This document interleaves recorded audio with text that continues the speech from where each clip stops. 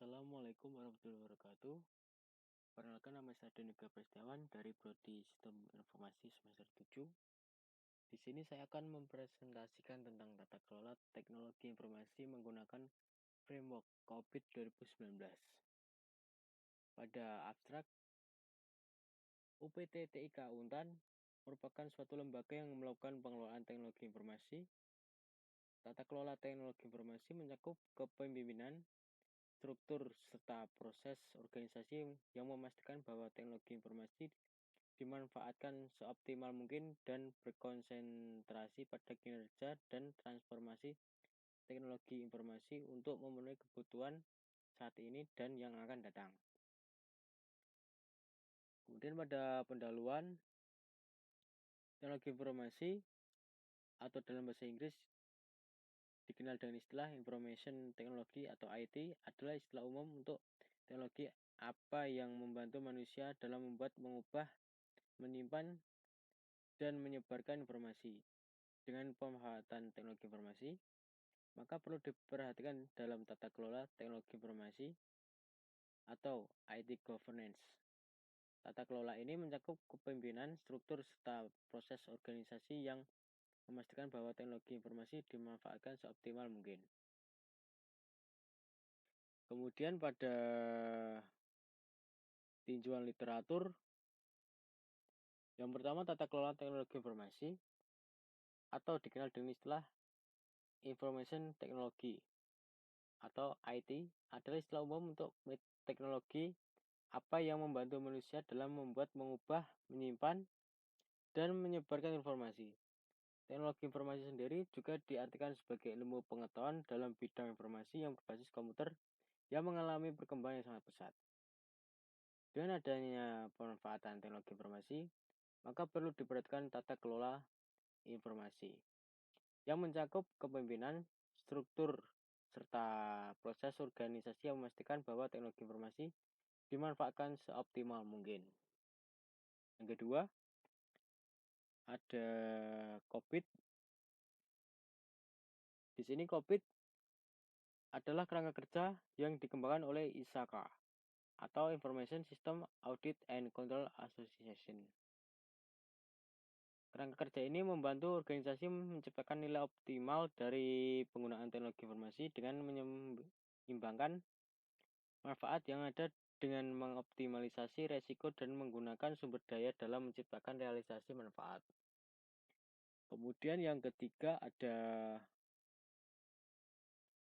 COVID 2019. COVID 2019 adalah kerangka panduan tata kelola manajemen informasi dan teknologi yang ditunjukkan untuk seluruh perusahaan. Tujuannya untuk memberikan praktik yang baik dalam menerapkan dan mengoptimalkan informasi dan teknologi sistem tata kelola berdasarkan dengan pendekatan life skill yang disesuaikan dengan kebutuhan perusahaan. Kemudian yang keempat ada model COVID atau CPM. Model COVID yaitu model yang mencakup konsep dan metode seperti tingkat kapabilitas proses dan tingkat kematangan area fokus. Kemudian yang kelima, tingkat kapabilitas proses. Di sini tingkat kapabilitas proses adalah ukuran seberapa baik suatu proses diimplementasikan dan dilakukan. Kemudian yang keenam, ada pemeringkatan aktivitas proses, yaitu suatu tingkat kapabilitas dapat dicapai dengan derajat yang berbeda, yang dapat diekspresikan dengan serangkaian peringkat. Selanjutnya yang ketujuh ada tingkat kematangan area fokus, yang mengidentifikasi tingkat kematangan sebagai indikator kinerja di tingkat area fokus. Yang ke-8, Research adalah bagian yang menjelaskan penugasan tingkat tanggung jawab yang disarankan untuk praktik proses pada peran dan struktur yang berbeda pada kerangka kerja COVID. Yang ke-9, analisis gaps. Dalam bisnis manajemen, analisis kesenjangan didefinisikan sebagai metrik bisnis yang dimungkinkan perusahaan untuk dengan mudah membandingkan kinerja aktual dan potensial. Yang ke-10 atau yang terakhir, analisis kekuatan dan kelemahan.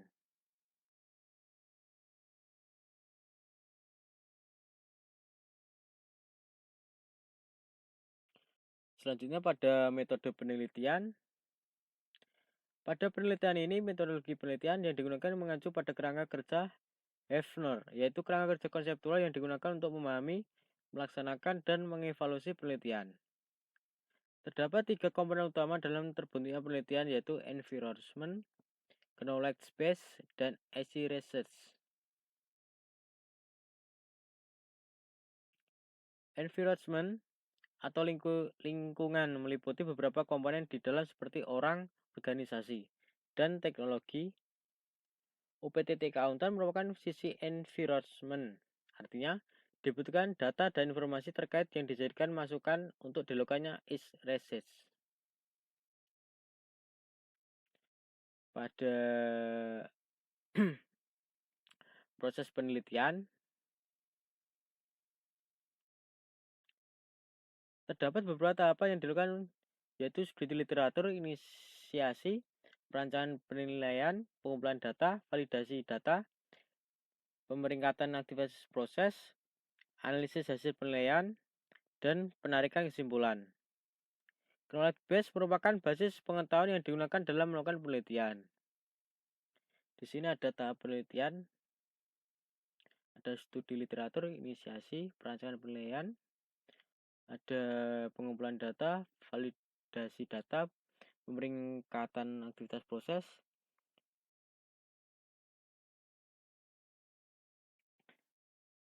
hasil analisis penilaian, penarikan kesimpulan. Kemudian yang B ada perancangan penilaian. Dalam merancang penilaian, hal yang paling utama dilakukan adalah menentukan area fokus penilaian, yaitu kumpulan objektif, tata kelola, dan manajemen teknologi informasi yang akan dinilai. Simpulan. Berdasarkan pembahasan sebelumnya, maka dapat disimpulkan bahwa tingkat kapabilitas proses tata kelola dan manajemen TI pada objektivitas proses AP008 manajemen relationship berada pada tingkat maksimum, yaitu tingkat 5. Pada objektivitas proses AP009 manajemen service agreements berada pada tingkat 1, dan objektivitas proses AP011 manajemen quality berada pada tingkat 2. Kesenjangan antara tingkat kapabilitas proses saat ini dan tingkat kapabilitas harapan pada objektivitas proses AP008 bernilai 0. Sedangkan pada objektivitas proses AP009 dan AP011 bernilai -1. Pada objektivitas proses AP009 kesenjangannya 2%, sedangkan pada objektivitas proses AP011 kesenjangannya 8%. Rekomendasi perbaikan utama yang harus dilakukan UPTT Accountant adalah membuat dokumentasi untuk proses setiap yang ada sehingga proses dan kesesuaiannya dapat dikelola dengan baik. Selain itu, untuk mencapai tingkat kapabilitas yang diharapkan, maka diberikan rekomendasi perbaikan yang mengacu pada COVID-19. Kemudian ini untuk referensinya.